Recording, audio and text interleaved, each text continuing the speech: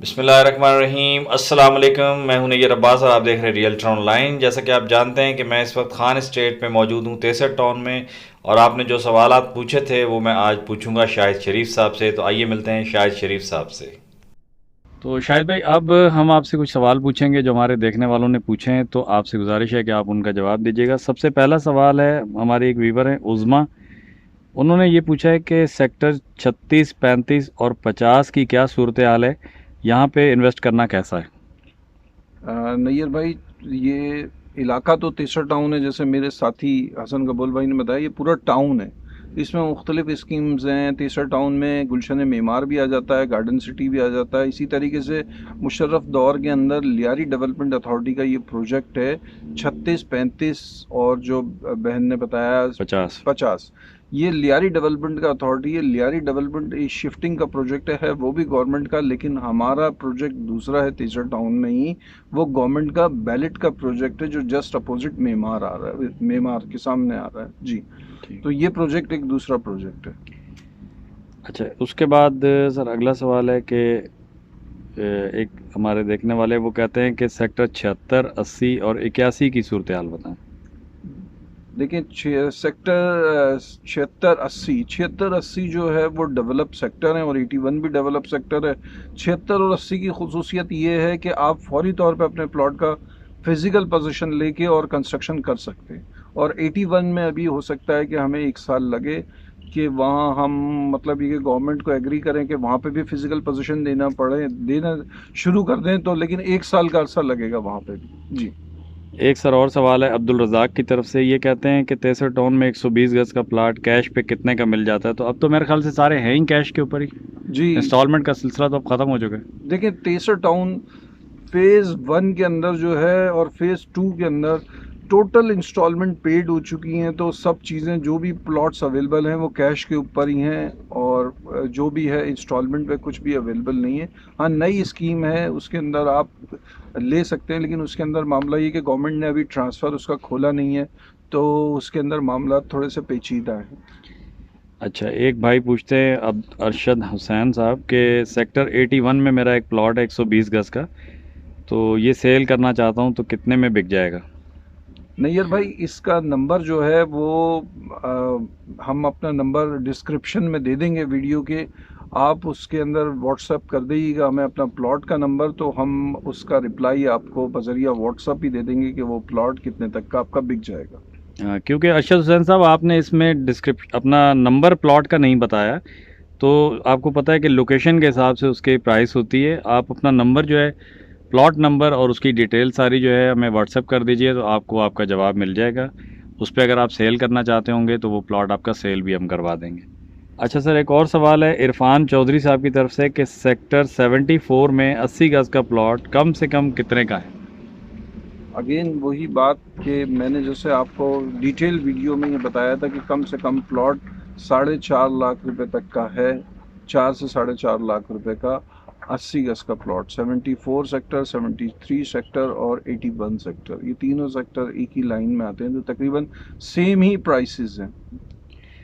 उसके बाद अदील साहब ने पूछा है कि फ़ेज़ 2 सेक्टर 22, ये उसी में आता है? फ़ेज़ 2 सेक्टर 22 है उसमें? जी, फेज़ 2 के अंदर सेक्टर 22 मौजूद है जी। उसमें ये कहते हैं कि 80 गज का हमारा प्लॉट है, ये कितने का बिक जाएगा? तो अगेन वही बात है कि प्लॉट नंबर चूंकि नहीं बताया आपने, हम्म। तो इसमें हम आपकी रेट बताने से कासिर हैं। लेकिन मैं शायद बस ये कहूँगा कि सेक्टर 22 में कम से कम और मैक्सिमम जो रेट हैं 80 गज के, वो बता दें। देखिए, सेक्टर 22 में अगर गवर्नमेंट की फुल पेमेंट है 70,000 विद अलॉटमेंट। अगर इन्होंने अपना प्लॉट इस हद तक कंप्लीट किया हुआ है कि 70,000 रुपये भरे में हैं और इसके अलावा अलॉटमेंट लिया हुआ है, तो ये प्लॉट इनका 2 लाख रुपए तक का बिक सकता है कम से कम। और अगर कोई लोकेशन निकल आती है इसमें, कॉर्नर वगैरह, तो 3.5 लाख रुपए तक का भी बिक सकता है ये मौजूदा पोजीशन में। अच्छा, इसके अलावा नोमान मलिक साहब हैं, ये कहते हैं कि तेसर टाउन की जो न्यू बैलेटिंग हुई थी उसके बारे में कुछ बताएं कि वो उसके कौन से सेक्टर्स हैं और वो उसमें अभी क्या कंडीशन क्या है? देखिए, न्यू बैलेटिंग ऑलरेडी, नैयर भाई, हम जिस जगह बैठे हुए हैं वो सेक्टर तेसर टाउन का सेक्टर और फेज़ 1 है। जिस जगह हम बैठे हुए हैं इस टाइम पे, जहाँ ये खान स्टेट मौजूद है, शेख विला बन रहा है और 5-10 कंस्ट्रक्शंस चल रही हैं, ये आपका फ़ेज़ 1 है। ये 2005 में बैलेट हुआ था और आज हम 2020 में बैठे हुए हैं। तो ये 15 साल हमें इस स्टेज पे पहुंचने में लगे कि हम इस पोजीशन में आए हैं कि ये जो कंस्ट्रक्शन के काबिल हुआ है ये इलाका। अब गवर्नमेंट की स्कीमें होती हैं, ये तो 10 साल 15 साल मंसूबे के तहत होती हैं। न्यू स्कीम के अंदर जो है वो मैं समझता हूँ तकरीबन डेवलप होने में उसको, जैसे फ़ेज़ 1 डेवलप है और आबादी के करीब जा रहा है, तकरीबन 5 से 10 साल लगेंगे अभी न्यू स्कीम को। और इसके अलावा एक और सवाल है कि एक हैं मलिक गुलजार साहब, ये पूछ रहे हैं कि तेसर टाउन कहाँ है। तो ये तो मेरे ख्याल से हम बहुत अच्छे तरीके से बता चुके हैं अब तक कि तेसर टाउन कहाँ है। और एक और सवाल है कि भाई तेसर टाउन में घर तैयार करके कितने में मिलेगा रहने के लिए, ज़रूर बताइएगा। नैयर भाई, जैसे हमने बताया प्लॉट की वैल्यू जो है वो जो फ़ेज़ 1 है जहाँ फिज़िकल पोजीशन मौजूद है वहाँ तकरीबन 4.5 लाख रुपए से स्टार्ट होती है 80 गज की प्राइसेस और तकरीबन 10 लाख रुपए तक चली जाती हैं नॉर्मल प्लॉट की। तो अगर हम 6-7 लाख रुपए का प्लॉट रखें हैं तो अगर हम प्री कास्ट पे भी जाते हैं तो हमारा 8 लाख रुपए से कम खर्चा नहीं आता। तो 8 और 6 तकरीबन कम से कम 14 से 15 लाख रुपए हमारा कंस्ट्रक्शन के साथ मकान पे हमारा खर्चा आ जाएगा, जो कि कंप्लीट मकान होगा, लेकिन वो होगा प्री कास्ट के ऊपर। ठीक है। कमर तबस्सुम साहब पूछते हैं कि तेसर टाउन सेक्टर 88/4 का स्टेटस ज़रूर बताएं। देखें 88/4 जो है वो लाजिम सी बात है फ़ेज़ 1 का ही सेक्टर है और बहुत अच्छा सेक्टर है और बिल्कुल नॉर्दर्न बाईपास के साथ आ रहा है और बिल्कुल जितना फ़ेज़ 1 में डेवलपमेंट का काम हुआ है इतना ही उसमें भी हुआ है। हम कोशिश कर रहे हैं कि जल्द से जल्द गवर्नमेंट उसमें भी फ़िज़िकल पोजीशन दे दे। अगर कमर साहब का कोई प्लॉट है जिस पे वो फ़िज़िकल पोजीशन लेना चाहते हैं तो ऑफिस से डॉक्यूमेंट्स कंप्लीट करा के हमसे रब्ता करें तो हम इंशाल्लाह उनको हेल्प आउट करेंगे कि वो अपने प्लॉट पे कंस्ट्रक्शन कर सकें। साजिद अहमद साहब पूछते हैं कि कौन से सेक्टर में प्लॉट लेना ठीक है, प्लॉट कम से कम कीमत का कहाँ मिलेगा। देखिए मैंने आपको जैसे बहुत डिटेल रिव्यू दिया बिल्कुल। इसके अंदर, तो वही रिव्यू जो है वीडियोस में आपको मिल जाएगा साजिद साहब कि कम से कम जो है वो फ़ेज़ 1 की अगर बात करें 4.5 लाख रुपए तक का प्लॉट अवेलेबल है फ़ेज़ 1 में और फ़ेज़ 2 में कम से कम 2.5 लाख रुपए तक का प्लॉट अवेलेबल है। अच्छा, ये सेक्टर 35-36 के बारे में दोबारा पूछा जा रहा है, तो ये वही अगेन वो Lyari Lyari development. Development authority का प्रोजेक्ट है ये। ठीक है। फिर दोस्त वकार साहब पूछते हैं कि 400 गज का प्लॉट कितने का मिलेगा। तो ये भी मेरे ख्याल से हम जवाब दे चुके हैं। जी और अच्छा, यहाँ पे एक वीवर जो है वो दूसरे वीवर को कह रहा है कि Uzma don't buy plot in 36-35 if you want buy plot in 81, 72, 74, 73। ये आपके ख्याल से कैसा मशवरा दिया है इन्होंने? देखें अब मैं इस बारे में ये कहूँगा कि अगर फौरी तौर पे कोई रिहाइश करना चाहता है तो वो उनको 35-36 में प्लॉट अगर उनको मिलता है तो वो बुरा नहीं है, लेकिन इसके अंदर एक है उसकी जो मतलब ये कि जो सराउंडिंग्स है, जो उसके नियर अबाउट है, वो थोड़ा सा लोअर मिडिल क्लास आ जाता है। वैसे तो हर किसी की अपनी एक चॉइस होती है, लोग रह रहे होते हैं हर जगह पे, लेकिन ये कि ये जो तेसर टाउन है इसके एडजेसेंट बहुत अच्छी अच्छी स्कीम्स हैं, बहुत अच्छी अच्छी गवर्नमेंट की प्लानिंग है, तो ये फ्यूचर में बहुत अच्छा एक चॉइस होगी जो ये भाई मशवरा दे रहे हैं। ये गलत मशवरा नहीं दे रहे, किसी एक एंगल से देखा जाए तो ये उनका मशवरा बहुत अच्छा है। अच्छा, हसन खान साहब पूछते हैं कि सेक्टर 25 के 80 गज के प्लॉट के बारे में मालूम करना चाहते हैं। ये सेक्टर 25 ये बताइएगा कौन से फेज़ में आता है? फ़ेज़ 2 में आता है सेक्टर 25। ठीक है। और यहाँ पे 80 गज के प्लॉट के क्या स्टेटस है? यहाँ अगर आप फिज़िकल पोजीशन तो अभी है नहीं, डेवलपमेंट जो है वो स्टार्ट अभी गवर्नमेंट ने की उस तरीके से नहीं है जो जितनी आपको फ़ेज़ 1 में मिलती है। तो सेक्टर 25 में अभी टाइम लगेगा, डेवलपमेंट के हवाले से तो फिज़िकल पोजीशन है नहीं वहाँ पे अभी। जी, बाकी आप अगर परचेज़ करने के हिसाब से देखें तो 80 गज के प्लॉट की तकरीबन 2.5 लाख रुपए की तक तो वर्थ है वहाँ पे।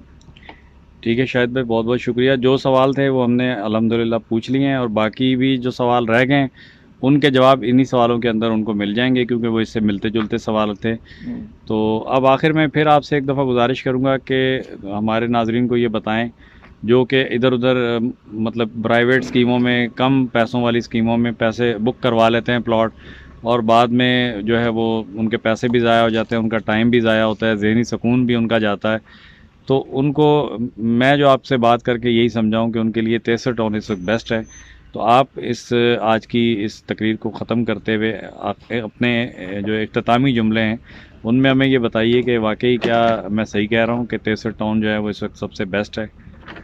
नैयर भाई, ये जो कंक्लूजन है तमाम बातचीत का कि कराची में बहुत सारी स्कीम, एक तो एक शख्स जो ख़रीदारी करने के लिए निकलता है प्लॉट या मकान जिसका बजट बहुत ज़्यादा होता है, तो वो तो आंख बंद करके कहीं पे भी कराची शहर में ले लेता है। एक लिमिटेड बजट का इंसान जो अपना घर बनाना चाहता है, अपना ड्रीम हाउस बनाना चाहता है, तो उसके लिए आंख बंद करके ले लेने वाली स्कीम है 63 टाउन, जहां प्लॉट अवेलेबल है, जिसकी गवर्नमेंट ऑफ सिंध उसके प्लॉट की कस्टोडियन है और उसके रिकॉर्ड की कस्टोडियन है।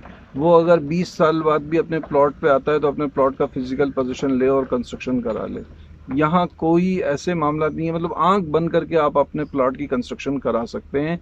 और मैं बिल्कुल 100% अश्योरेंस के साथ ये गारंटेड बोलता हूँ कि आंख बंद करके आप फिजिकल पोजीशन ले और कंस्ट्रक्शन कराएं, और पहली फुर्सत में प्लॉट अगर आपकी गुंजाइश बनती है 63 टाउन की तो लें। और अलॉटियों से भी रिक्वेस्ट है कि वो अपने प्लॉटों का फिजिकल पोजीशन लेके कंस्ट्रक्शन स्टार्ट कराएं। तो ठीक है शाहिद भाई, बहुत बहुत शुक्रिया। हसन भाई आपका बहुत बहुत शुक्रिया। इंशाअल्लाह ताला मैं अपने जो मेरे जो भी देखने वाले हैं मैं उनसे यही कहूँगा कि कोई भी 63 टाउन के बारे में इंक्वायरी है, कोई भी परचेज़ करना चाहते हैं, सेल करना चाहते हैं या और किसी किस्म की हेल्प उनको चाहिए तो वो शाहिद शरीफ साहब से या हसन कबूल साहब से कांटेक्ट करें, और उनका नंबर जो है वीडियो के डिस्क्रिप्शन में दिया हुआ है। आप इनसे ज़रूर रब्ता करें, आपकी भरपूर रहनुमाई की जाएगी। बहुत शुक्रिया शाहिद भाई, बहुत शुक्रिया हसन कबूल साहब। Thank you sir, thank you.